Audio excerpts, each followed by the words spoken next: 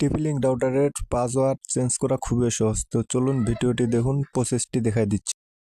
Password পাল্টার পূর্বে একটি কাজ রয়েছে, সেটি হচ্ছে আপনার যে ইন্টারনেট সার্ভিস প্রোভাইডার তাদের কাছ থেকে আপনি ইউজার আইডি এবং পাসওয়ার্ড ক্রিয়েট করে রাখবেন। এই যে আকাশ নামে আছে এই রাউটারটি হচ্ছে টিপি-লিঙ্ক। তো কানেক্ট হওয়ার পরে ব্যাক দিয়ে দিবেন, দিয়ে আবারও ক্রোমে যাবেন।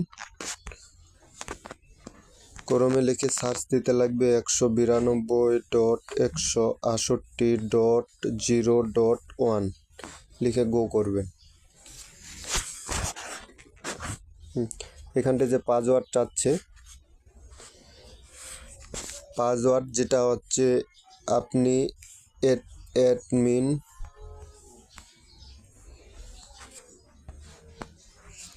তো আমি এটা দিয়ে রাখছি যেন আমি খুব সহজে আমার মনে থাকে এবং খুব সহজে যেন আমি ঢুকতে পারি। তো আপনারাও খুব সহজভাবে দিয়ে লগ ইন করবেন। তো অ্যাডমিন পাসওয়ার্ড দিয়ে ঢোকার পরে একটু জুম করে নেবেন।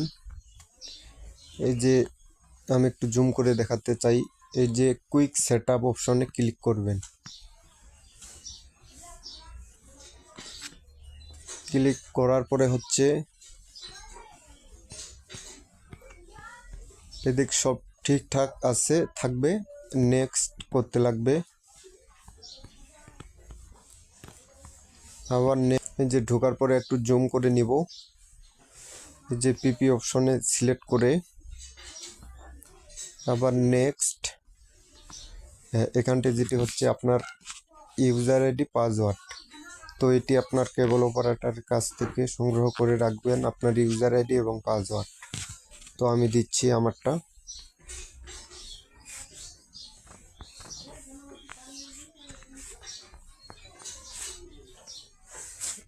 ওই পাসওয়ার্ডটা কনফার্ম করবেন।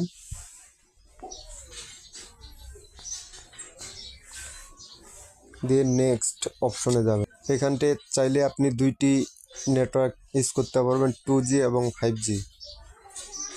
তো আমি দুইটাই ইউজ করব, এই জন্য আমি দুইটাতে ক্লিক দিয়ে নেক্সটটা দেবো। এখন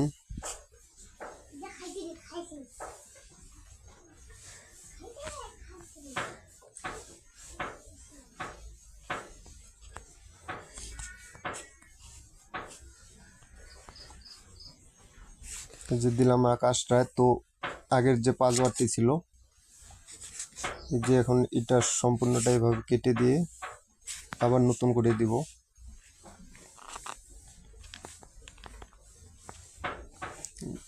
সহজভাবে দিয়ে এই যে আবার নেক্সট করবেন।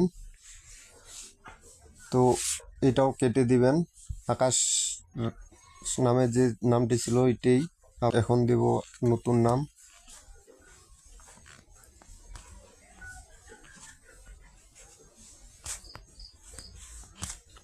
আকাশ রায়।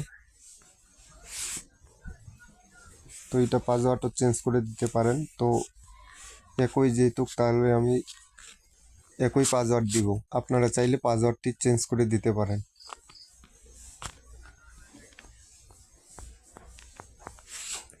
দিয়ে নেক্সট করবেন, যে একটু জুম করে দেখতে পারবেন। এই যে এখানটায় সেভ অপশনটি আছে, এখানটায় সেভ দিবেন। সেভ দিলে আপনার পাসওয়ার্ড চেঞ্জ হয়ে যাবে।